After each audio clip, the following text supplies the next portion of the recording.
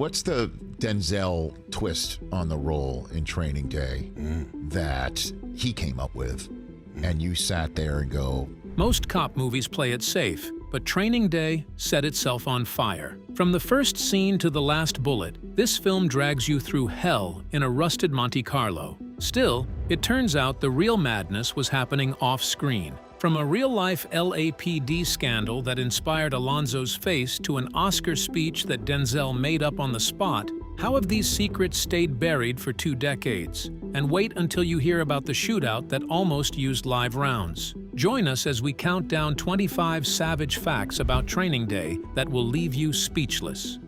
Number 25. The script's rejected title. Training Day's original title was Rampart, a very simple title that sounded very forgettable. Warner Brothers rejected it immediately, but buried inside David Ayer's own dialogue was a throwaway line where Alonzo refers to a rookie's first patrol as a training day. Some sharp-eyed development executive caught the phrase, pulled it out of the script, and slapped it on the poster. The take later became a completely different crime movie in 2008 that nobody remembers or talks about today. Meanwhile, Training Day became a cultural landmark. Sometimes the best decision a studio makes is just listening to its own screenplay. But if the title was almost a forgettable afterthought, what other near disasters nearly sank the movie before a single frame was shot? Number 24. The Hour Without a Score. For the first 60 minutes of Training Day, you'd realize that there is no traditional film score. Every single sound comes from inside the movie's world. Thumping car stereos, boomboxes on porches, the fluorescent hum of a diner, pure silence inside Alonzo's Monte Carlo. Composer Mark Mancina's score does not arrive until the exact moment Jake calls his wife from a payphone, desperate and completely broken. Antoine Fuqua made that choice deliberately. He wanted the first hour to feel like a documentary, not a movie. He wanted you to forget you were watching fiction. By the time the music finally appears, you have been inside the nightmare for so long that the score feels less like a soundtrack and more like a heartbeat finally giving out. How many other Hollywood thrillers dare to stay silent for an entire hour, and how many are brave enough to let a lead actor wing it? Number 23. Denzel's unscripted takeover. Everyone knows the King Kong line was not in the script, but most people miss the bigger picture. Yeah, that's right, you better walk away. Go on, walk away, cause I'ma burn this motherfucker down. King Kong ain't got shit on me!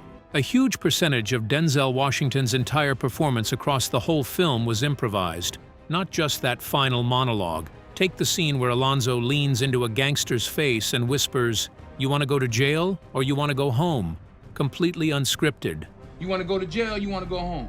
The moment he toys with a man's crucifix, spinning it slowly while delivering a threat, Denzel's idea. The cold deadpan delivery of, "I'm putting cases on all you bitches," also made up on the spot. I'm putting cases on all you bitches.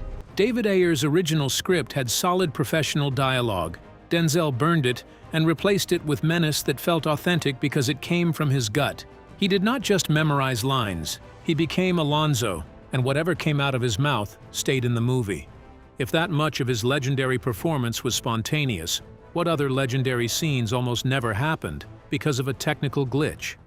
Number 22. Denzel refused a pure villain.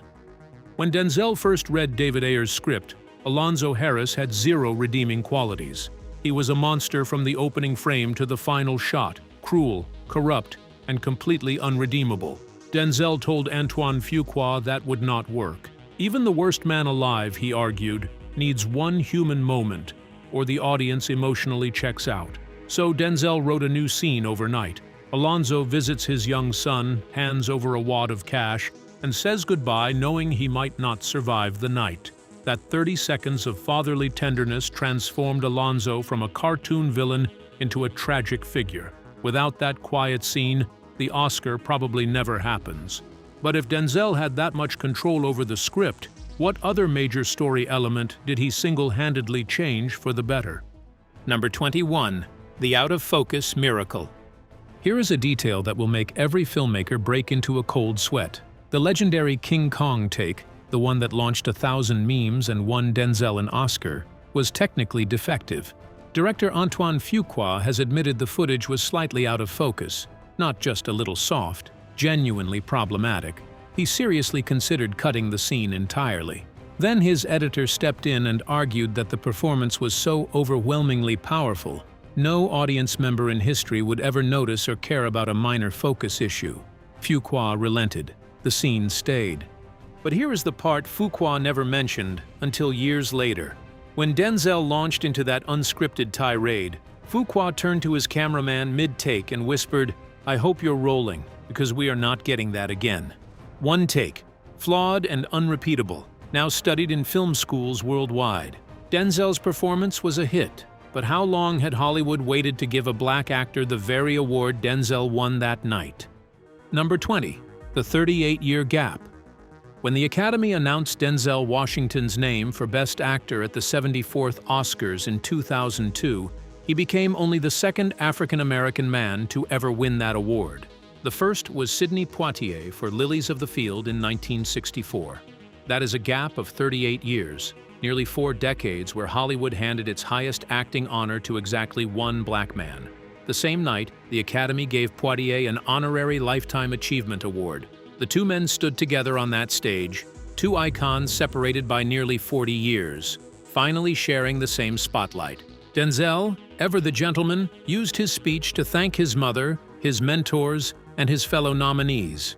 But everyone in that room understood what had just happened. History had finally moved forward. To this day, only 4 black men have won Best Actor: Poitier, Denzel, Jamie Foxx, and Will Smith. But behind the scenes, one man refused to let the movie end the way the studio wanted. What did Denzel fight to change?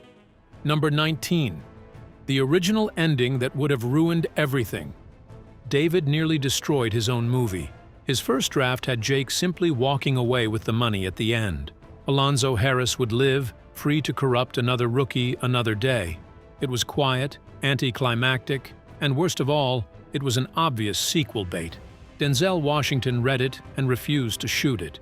He argued that a man like Alonzo, who had betrayed his badge, his community, and his own soul, deserved to end his life like a snake, crawling in the dirt in front of the very people he terrorized. Fuqua agreed, and the rewrite happened. Alonzo's death was not just shocking, it was the only satisfying conclusion to a day that never should have started. Denzel had strong opinions about Alonzo's fate, but his commitment to authenticity ran even deeper than the script, all the way to a real-life corrupt cop's face and license plate. Who was that officer? Number 18. The real cop behind Alonzo's face. Denzel Washington did not invent Alonzo Harris from pure imagination. He meticulously modeled the character after Rafael Perez, a real LAPD narcotics officer at the epicenter of the Rampart scandal. Perez was no small-time offender. He was caught stealing $800,000 worth of cocaine directly from evidence lockers. He later fabricated evidence and implicated dozens of fellow officers in an attempt to reduce his sentence. During the LAPD's infamous Rampart scandal. And the man behind it all was Rafael Perez. Denzel committed to the tribute both visibly and subtly. He famously grew a goatee specifically to resemble Perez, but the filmmakers went even deeper. Alonzo's license plate in the film bears the code ORP-9-6-7, a direct reference to Officer Rafael Perez, born in 1967. This hidden Easter egg was a reminder that Alonzo was just a representation of real men who shattered public trust in the LAPD. But on the very morning the movie's soundtrack dropped, the world flipped upside down. What happened that day? Number 17. Blasting music. On September 11, 2001, the world watched as the Twin Towers collapsed in real time. But somewhere in the chaos of that impossible morning, Priority Records had released The Training Day, the soundtrack album, a hard-hitting collection of hip-hop featuring Nelly, Dr. Dre, Snoop Dogg, and Pharoah Monch. The timing was either the worst luck in music industry history or some kind of dark cosmic joke. The film itself, originally scheduled for September 21st, got pushed back to October 5th, but the album was already out in the world. Warner Brothers also had to shuffle their entire release calendar. While Arnold Schwarzenegger's Collateral Damage, a film about a terrorist bombing, was deemed too sensitive and got shelved until 2002. Training Day rose from the ashes. When it finally hit theaters, it opened at #1, pulling in over $105 million worldwide. The album survived that dark timing, but one hidden phone call in the film is even darker. Did you catch the line that secretly signed Jake's death warrant? Number 16. The Call of Death. Here is a line you definitely missed on your first watch. After Alonzo executes his old partner Roger in his living room, he sits alone in his Monte Carlo and makes a quick phone call. Make sure that the bathtub is clean, homie. It behooves you not to dick around on this one. It sounds like casual gangster chatter. Maybe he is planning a real estate flip. Wrong. Much later in the film, Jake ends up stripped down, dragged into a bathroom, and nearly drowned in a bathtub at Smiley's house, seconds away from execution while Alonzo enjoys a steak dinner. The connection lands like a punch to the gut. Alonzo was never training Jake. From that phone call forward, he was signing his rookie partner's death warrant, instructing Smiley to prepare the scene for murder. And here is the detail most fans miss. That same call introduces Smiley as a character. He is barely in the film before this moment, yet one line of dialogue turns him into the second most threatening villain in the entire movie. David Ayer planted a bomb in the dialogue and waited 90 minutes to detonate it. Most viewers never connect the two scenes until their second or third viewing, but once you hear that line, you will never hear it the same way again. That call proves Alonzo was planning murder from early on. Now, did you know that Ethan Hawke's genuine fear in the movie was not entirely acting, because he almost lost his life for real? Number 15. A deadly ride-along. Ethan Hawke's preparation for the film actually put him in real-life danger. When he rode with real LAPD narcotics officers, those ride-alongs were not simulated. He entered volatile crime scenes and housing projects where tensions ran high and weapons were common. But the scariest moment happened off-duty. Ethan witnessed an actual drug bust go sideways, suspects reaching for waistbands, officers drawing weapons, the whole situation seconds from gunfire. He later admitted he had never been more terrified in his life. It's a great opportunity for him to work with this highly revered, decorated officer. It's a real opportunity for him to succeed.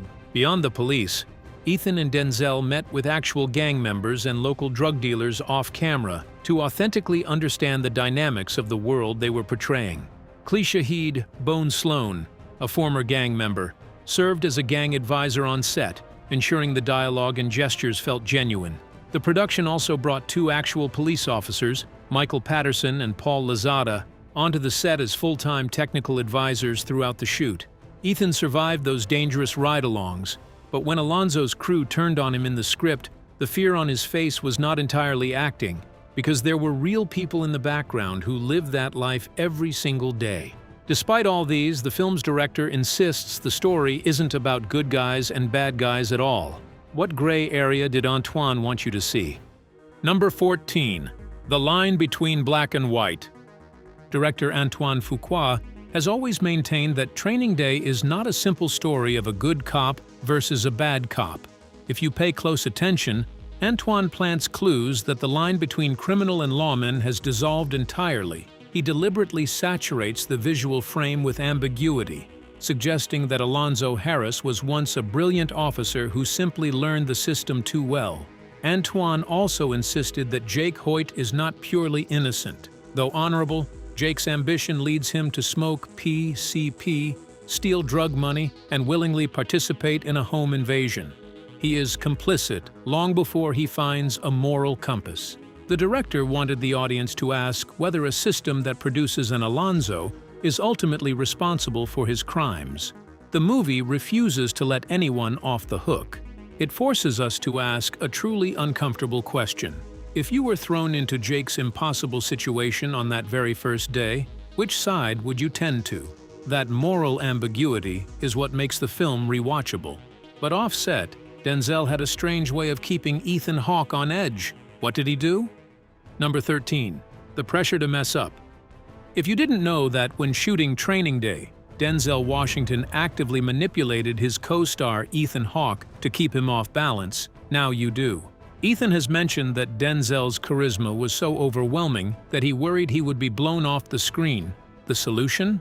Denzel tended to dominate their scenes together, often improvising lines aggressively. Denzel plays this detective who runs an elite squad of undercover narcotics agents in South Central LA. Ethan, realizing he had to fight to be seen, adopted an unusual strategy to hold his own against the powerhouse. He later admitted that Denzel told him that part of his job in the film was to make Ethan feel like a deer in the headlights. It worked. Ethan's genuine nervous energy in the poker scene, where he faces down gang members, is palpable precisely because he wasn't sure if Denzel was looking out for him or throwing him to the wolves. Even the diner where Jake first met Alonzo had its own Hollywood career. What was that landmark's secret life? Number 12. The iconic diner. The diner where Jake first meets Alonzo, all black and white tile floors, vinyl booths, and flickering neon, is a real Los Angeles landmark called the Quality Cafe. It also appeared in David Fincher's C7N, where Morgan Freeman's character meets Gwyneth Paltrow, and in Gone in 60 Seconds. If you watch both scenes side by side, you will notice nearly identical camera angles, including a shot of the cook cracking eggs. The Quality Cafe functioned as a diner until late 2006 and was officially demolished in 2014. Over its lifetime, it appeared in dozens of films and television shows, including Old School, Ghost World, Catch Me If You Can, $1 Million Baby, and the television series Mad Men. That diner appeared in other classics, but it was one meeting in a restaurant that became its most important scene. So why did it almost get cut off? Number 11. The Saving Grace. Warner Brothers studio executives once looked at a restaurant scene in which Alonzo meets three higher-ups known as the Three Wise Men and wanted it removed. According to them, it killed the pace, but director Antoine Fuqua fought hard to keep it, a battle he eventually won because he understood the scene was the moral backbone of the film. Without it, Alonzo would have remained simply a rogue bad apple, a singular monster. With it, he became something far more disturbing, a symptom of a broken system. The meeting reveals that Alonzo's corruption is sanctioned, managed, and encouraged by superiors who are just as compromised as he is. That scene survived the studio's axe, but another tense sequence was rigged in a way that made Ethan Hawke's discomfort 100% real. How did Antoine pull that off? Number 10. The poker game. Jake was never supposed to win. One of the most tense sequences in the film is the card game where Jake is forced to play with gang members while waiting for Alonzo. Don't be rude, that's it. You're invited guests. Why don't you sit down and play one hand? There you go. Don't sweat, Udo. We ain't playing for money. The visible, bone-deep discomfort on Ethan Hawke's face is not purely good acting. It is a genuine reaction. Director Antoine Fuqua deliberately kept Ethan in the dark. Before filming, Antoine already told the actors playing the gang members to improvise aggressively and behave unpredictably, specifically without telling Ethan what was coming. The goal was to manufacture real tension and confusion. But here is the detail Fuqua never mentioned until a DVD commentary. One of the gang actors pulled out an actual knife during the scene. Not a prop, a real blade. Ethan was not warned. His reaction, the flinch, the shift in his eyes, the sudden stillness is genuine fear. Antoine kept rolling. The strategy worked perfectly, turning a simple plot beat into one of the film's most uncomfortably memorable scenes. Now let's talk about casting. Who nearly starred before Denzel and Ethan? Number 9. The first set of stars. Before Denzel Washington and Ethan Hawke ever stepped onto the set, the original plan was for Samuel L. Jackson to play Alonzo Harris and Matt Damon to play Jake Hoyt. Director Davis Guggenheim was attached to helm the project as an indie film. According to reports from the time, the original announcement in July 1999 confirmed Guggenheim would make his feature directorial debut with Jackson as the corrupt detective and Damon as the rookie. Once Denzel Washington accepted the role of Alonzo, he allegedly requested that Guggenheim be replaced with Antoine Fuqua, a director he believed could bring the raw energy the story demanded. It was a bold power move that shaped the entire direction of the film. That casting change was dramatic, but another music superstar was actually offered the role of Jake before Ethan Hawke, who turned it down. Number 8. A rapping Jake. Can you imagine Slim Shady as Denzel Washington's wide-eyed rookie partner? Eminem was offered the role of Jake Hoyt, but he turned it down because he was already preparing for his own acting debut in 8 Mile, which was released a year later in 2002. It should be noted, however, that some sources claim Eminem was actually approached for a smaller, villainous supporting role rather than the lead, and that the story of him being considered for Jake Hoyt may have been exaggerated over time. What is undisputed is that he was in active discussions with the studio and ultimately declined, choosing to focus on his semi-autobiographical film instead. He was not the only name in the ring. Tobey Maguire, Paul Walker, Freddie Prinze Jr., Ryan Phillippe, and Scott Speedman all auditioned for the role before Ethan Hawke ultimately locked it down. It is fascinating to imagine how different Training Day would have felt with a rapper in the co-lead. Speaking of Tobey Maguire, he did not just audition casually. How hard did he try to be Jake? Number 7. The Committed Tobey. Many actors gain or lose weight to look the part in a movie. Tobey gained some muscle just to audition, but that wasn't all. He also spent 2 full months riding along with undercover narcotics officers just so he could fully step into the element of Officer Jake Hoyt. Unfortunately, he was dropped when Ethan Hawke, who had always been Fuqua's first choice, finally became available for the shooting schedule. It must have stung after that level of commitment, but fate had other plans. Just 1 year later, he would put on a very different kind of suit as Peter Parker in Spider-Man. Casting was one challenge, but filming in real gang territory was another level of danger entirely. Where did the crew shoot that no major production had ever gone before? Number 6. Filming in gang territory. Antoine Fuqua wanted the set of Training Day to feel as dangerous as the movie itself, so the majority of the film was shot on location in some of the most notorious neighborhoods in Los Angeles, including areas where film crews had never been allowed before. Antoine secured permission from local gang leaders to shoot inside the Imperial Court's housing projects in Watts, a first for any major production. Real gang members were cast as extras and appeared in the background of key scenes, including the climactic standoff. Fuqua obtained unprecedented access to these areas only after seeking personal permission from local gang leaders. Denzel Washington recalled a moment when the mother of a local gang leader invited him into her home for a meal, which served as a sign that he was in and protected. According to production reports, the crew also filmed in Baldwin Village, known as the Jungles, and on a dead-end street called Palmwood Drive. Gang technical advisor Clee Shahid Sloan helped bring in real-life gang members from the Rollin 60 Crips, PJ Watts Crips, and BP Stones. But here is what the cameras never captured. The production quietly paid local gangs location fees to avoid conflict, essentially negotiating with gang leaders as if they were film permit offices. In fact, during the 2021 Toronto Film Festival, Fuqua revealed that the Monte Carlo used in the film was stolen from the set and returned within 24 hours, polished and placed back in the same spot by local gang members who assured him,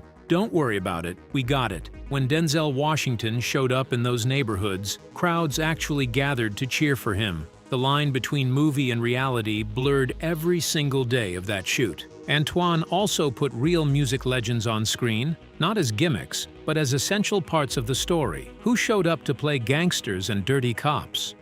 Number 5. Rappers on stage.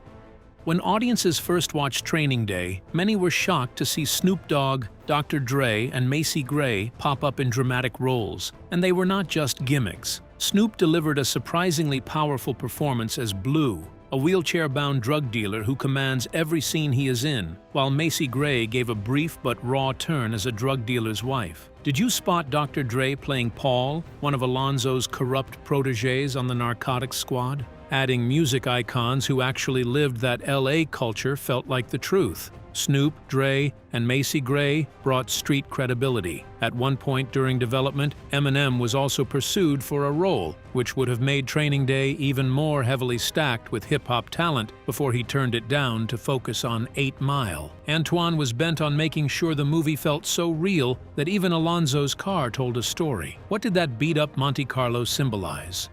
Number 4. Alonzo's car was a character. Most fans see Alonzo's 1979 Monte Carlo as just a prop. However, it was a deliberate storytelling choice. The production team selected that specific vehicle because it showed Alonzo's deep connection to the streets and his old-school mentality. Its battered, worn-down appearance mirrored his own moral decay. Over the course of the film, the car takes more and more damage, scratches, bullet holes, and a shattered windshield, paralleling Alonzo's unraveling grip on power. The Monte Carlo was heavily customized for the film, featuring a hydraulic suspension that allowed Alonzo to raise and lower the car, Dayton wire rims, a custom Flowmaster exhaust system, and a sunroof that was not available on the stock 1979 model. When Jake first sees the car and points out it obviously did not come from the police motor pool, Alonzo famously replies, "Sexy, isn't it?" By the time the credits roll, both Alonzo and his car are beyond saving. This car is not from the motor pool. It's not. Sexy though, isn't it? That car had its own legacy, but did you know that the screenwriter tried to bring his own legacy to life through the movie? Number 3. Born from a real scandal. Screenwriter David Ayer did not pull this story from thin air. He wrote the script back in 1995, drawing directly from the growing rumors of corruption inside the LAPD's anti-gang task force. When the infamous Rampart scandal exploded publicly in the late 1990s, officers planting evidence, stealing drugs, even shooting unarmed suspects, it validated everything David had put on the page. David himself grew up in the neighborhoods depicted in the film, using his personal knowledge to shape the gritty authenticity of the screenplay. The fact that reality caught up with fiction gave the project the exact momentum it needed to finally get made. But even with all that real-world horror in the script, one behind-the-scenes accident nearly turned fiction into a real tragedy. What went wrong during the final shootout? Number 2. The final shootout's live rounds. Here is a secret the production buried for nearly 2 decades. During the climactic shootout where the Russian mafia ambushes Alonzo's Monte Carlo, a prop master mistakenly loaded blanks that were too powerful, essentially live rounds. One of them passed close enough to an extra's face that he felt the heat of the discharge. Production stopped for 4 hours. The armorer was replaced on the spot. Every weapon on set was rechecked. The terrifying part? Antoine Fuqua did not tell Denzel Washington until years later. When Denzel finally found out, his reaction was reportedly silent, then a long stare, then, "Don't ever keep that from me again." No one was hurt, but for one afternoon on set, Training Day got dangerously close to becoming a true crime documentary. That was not the only last-minute save. One actress almost had her entire role cut by studio executives who thought she was pointless. Who was that, and how did she fight back? Number 1. Eva Mendes's kitchen scene that nearly got dumped. Eva Mendes has exactly one major scene in Training Day: the tense kitchen confrontation where Alonzo questions her about Jake's whereabouts. The studio wanted it gone. Executives argued her character served no plot purpose and the scene was unnecessary. But then Antoine Fuqua fought back, then had to shoot the entire sequence in a single day because that was all the budget and schedule would allow. Eva Mendes showed up, delivered a raw, terrified performance opposite Denzel's coiled rage, and made herself unforgettable in roughly 4 minutes of screen time. Fuqua later admitted that if he had lost that scene, the audience would never fully understand why Alonzo feels so cornered. She was the mirror he could not break. Which one of these facts completely blindsided you? Is there any Training Day Easter egg we might have missed out on? Share your thoughts with us in the comments section. Remember to like, share, and subscribe for more. Also, click the next video showing on your screen. You will enjoy it.